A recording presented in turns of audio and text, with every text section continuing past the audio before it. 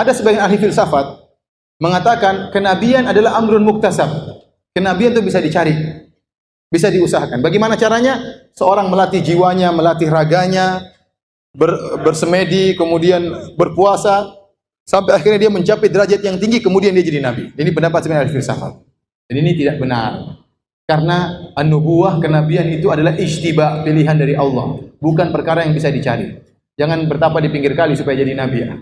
Jangan. Enggak ada goa kita di pinggir kali aja Ustaz. Enggak. Kenabian itu bukan perkara yang dicari-cari, bukan perkara yang diusahakan. Nabi sendiri tidak pernah mau jadi nabi. Makanya waktu datang malaikat Jibril dia takut.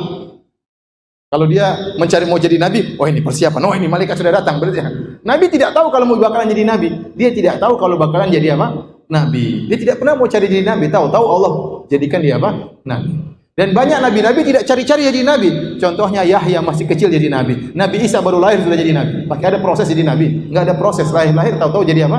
Nabi. Bahkan yang lebih hebat, Nabi Musa doakan Nabi Harun. Nabi Musa itu kata Allah, wa kana indallahi wajiha.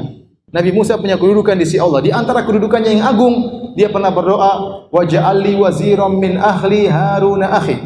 Ya Allah, jadikanlah kakakku ini atau kakakku ini Harun jadi nabi sebagai pendampingku. Subhanallah. Allah langsung kabulkan. Qala qad utita su'laka ya Musa. Doamu dikabulkan. Harun diangkat jadi nabi, yang minta siapa? Nabi Musa. Sebagian kita berdoa, ya Allah jadikan anak saya ustaz. Enggak jadi ustaz. Ya Allah jadikan istri saya solehah, jadikan suami saya soleh. Enggak soleh-soleh, masih suka ngomel. Ini Nabi Musa berdoa, Harun jadi nabi, Allah angkat. Subhanallah. Bagaimana hebatnya siapa Nabi Musa. Jadi kenabian itu bukan perkara yang diusahakan, tapi pilihan dari Allah Subhanahu. Nabi Yusuf tahu-tahu Allah jadikan nabi, tidak pernah dia cari-cari jadi nabi.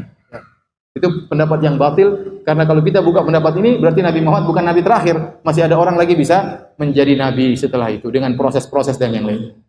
Kemudian ini juga menjelaskan bahwasanya Gua Hira ya bukanlah tempat yang berkah, sehingga tidak perlu kita mencari keberkahan di tersebut. Itu hanya kebetulan Nabi pernah berkholwat di situ.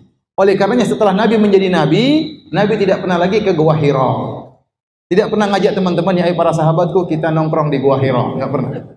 Sudah selesai, Nabi meninggal pun tidak ada sahabat yang pergi ke Gua Hira. Karena itu kebetulan. Tidak ada dalilnya Gua Hira adalah tempat yang apa? Yang berkah. Makanya jemaah haji banyak yang naik ke sana pingin masuk di situ. Ya, karena mereka pingin sholat, mereka merasa dapat pahala khusus, padahal tidak ada dalilnya. Ya, oleh karena Ibnu Katsir mengatakan, ya, kita tidak tahu di mana Goa Al-Kahfi berada. Al-Kahfi itu maknanya goa yang Allah sebut dalam surat Al-Kahfi, tidak tahu di mana letaknya. Kalau letaknya bermanfaat bagi kita, pasti Allah jelaskan di mana letaknya. Kalau letaknya bermanfaat bagi kita, pasti Nabi datang ke sana untuk menjenguk atau mengunjungi tempat tersebut. Ya. Bayangkan kalau gua Kahfi itu ada di Priok, wah luar biasa. Ya. Satu dunia datang situ pengin tidur di situ. Tahu-tahu bangun 300 tahun baru bisa bangun. Tapi karena tidak tahu, Allah berarti tidak ada manfaatnya. Ya. Maka jangan orang berpikir lalu kita ke Gua Hira dalam rangka untuk mencari, untuk melihat sejarah, nggak apa-apa. Tapi kalau mencari berkah maka tidak ada dalilnya.